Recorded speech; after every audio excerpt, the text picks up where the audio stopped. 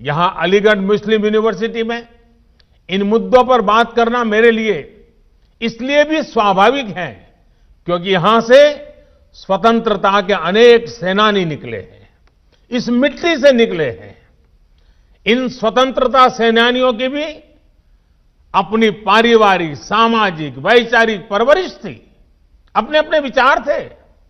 लेकिन जब गुलामी से मुक्ति की बात आई तो सारे विचार आजादी के एक लक्ष्य के साथ ही जुड़ गए।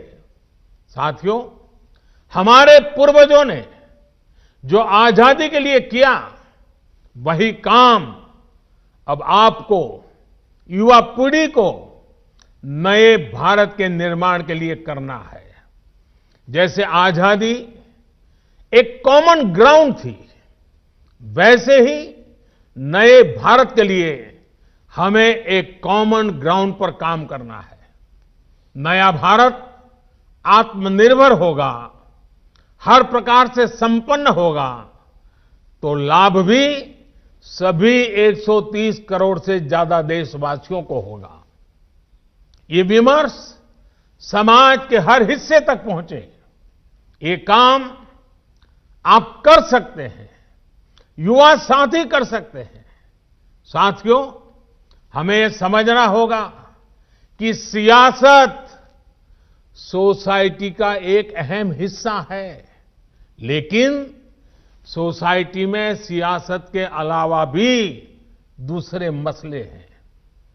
सियासत और सत्ता की सोच से बहुत बड़ा, बहुत व्यापक किसी भी देश का समाज होता है।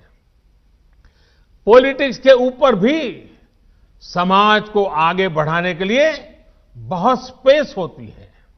उस स्पेस को भी एक्सप्लोर करते रहना बहुत जरूरी है। ये काम हमारे एएमयू जैसे कैंपस कर सकते हैं, आप सभी कर सकते हैं। साथियों, न्यू इंडिया के विजन की जब हम बात करते हैं तो उसके मूल में भी यही है कि राष्ट्र के, समाज के विकास को राजनीतिक चश्मे से न देखा जाए।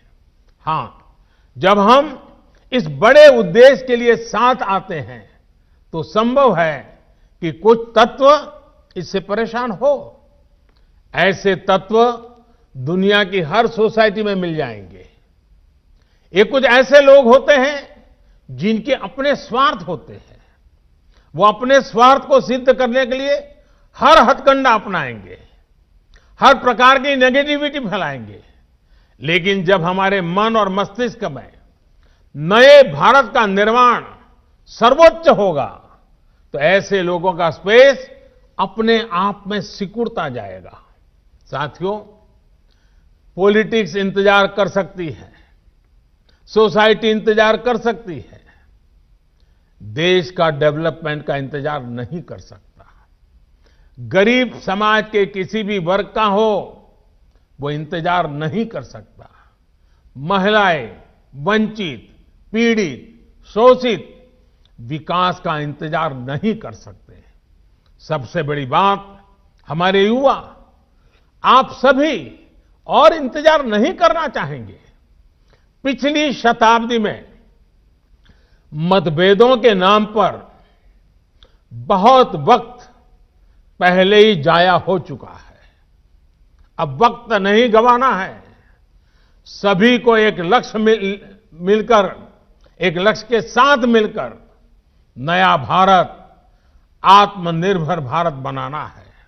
साथियों, 100 साल पहले 1920 में जो युवा थे, उन्हें देश की आजादी के लिए संघर्ष करने का, खुद को समर्पित करने का, बलिदान देने का अवसर मिला था। उस पीढ़ी के तप और त्याग से देश को 1947 में आजादी मिली थी।